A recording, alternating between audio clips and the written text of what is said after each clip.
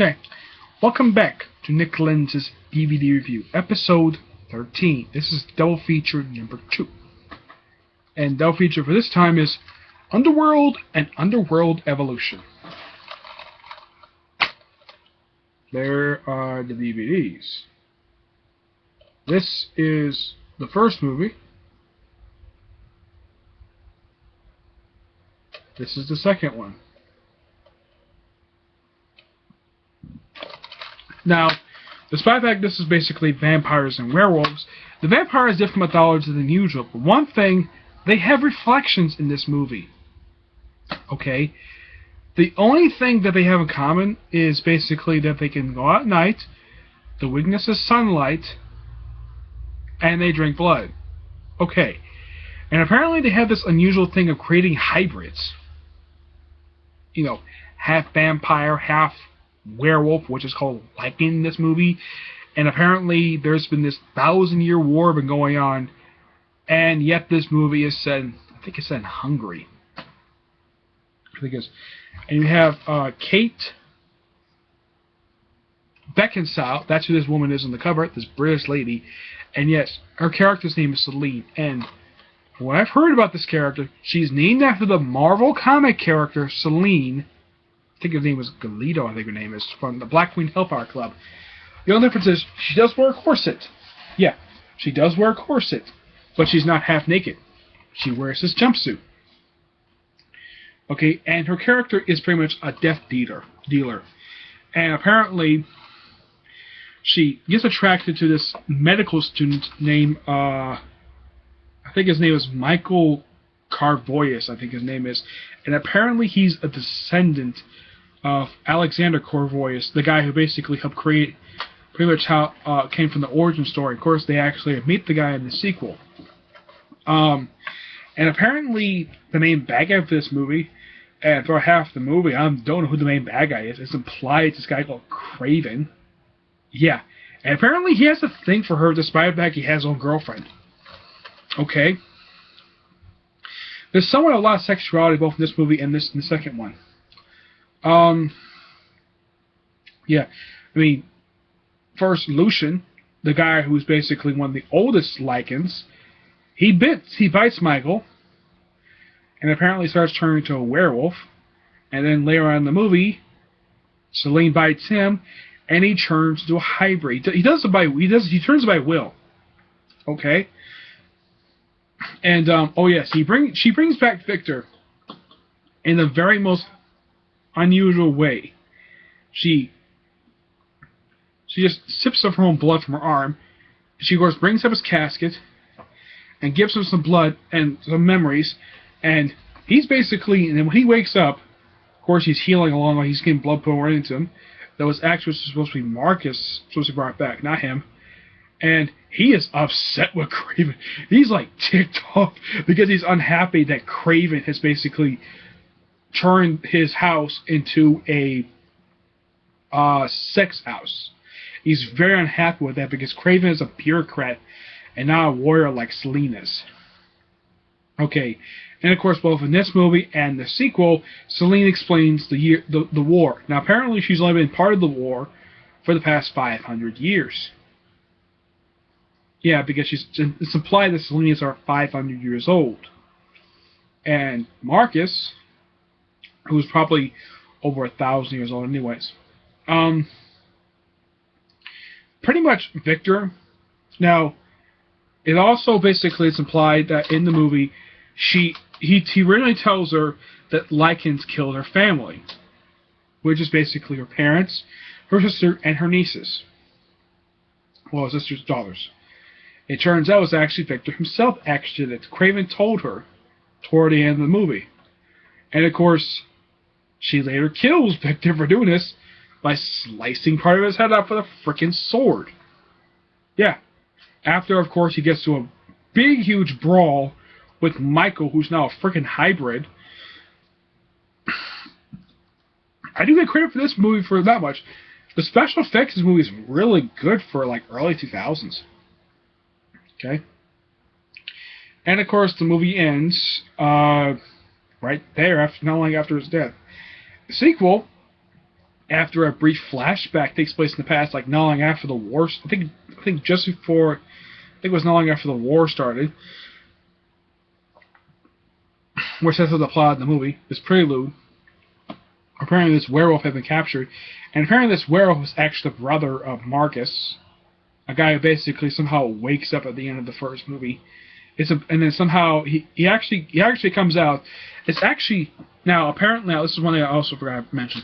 Apparently, Lucian is supposed to be dead, but it turns out, thanks to a scientist that Celine captured, and Victor is very happy with this.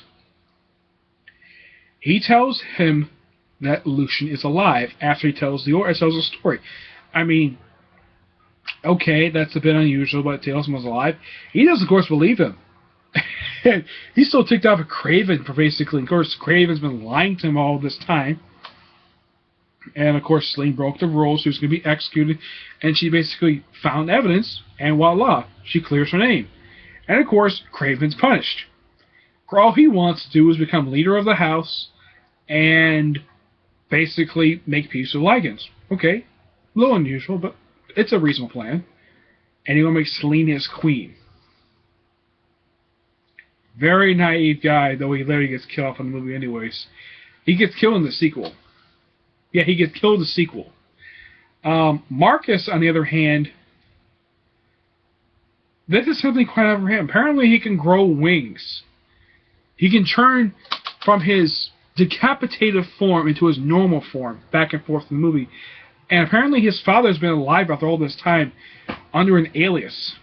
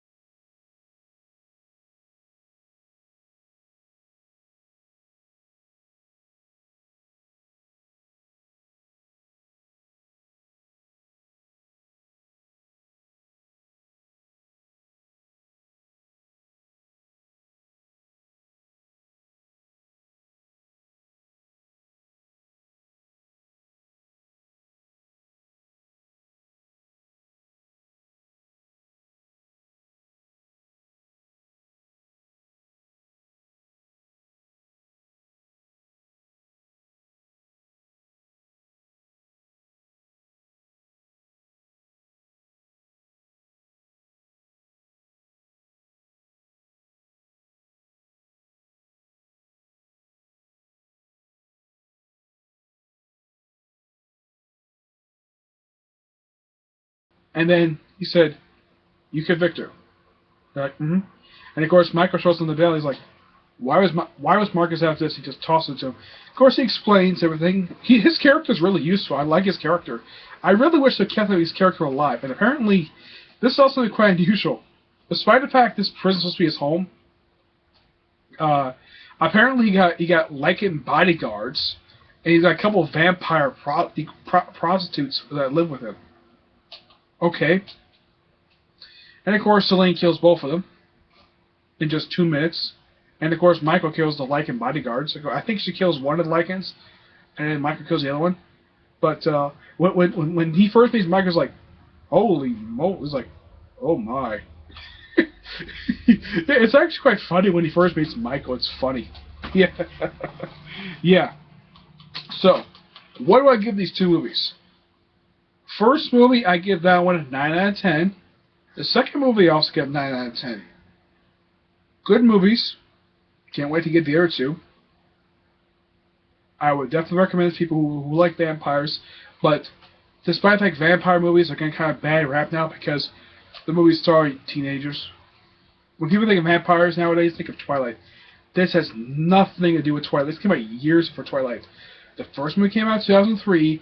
The second movie came out in 2006. Okay? The first movie is called Underworld. The sequel is called Underworld Evolution. The one that came after this, the third movie is called Underworld Rise of Lycans, and the fourth movie is called Underworld Awakening. I have not seen those other two movies yet, but I've seen these two. And I like them. Okay? That's it. Alright? I will eventually find something to review my 14th episode, but until now, I'm okay for this point, okay? So, see you all in the next video that I do. Either my comic review on their DVD, or maybe their superhero I'll talk about. Okay? Bye.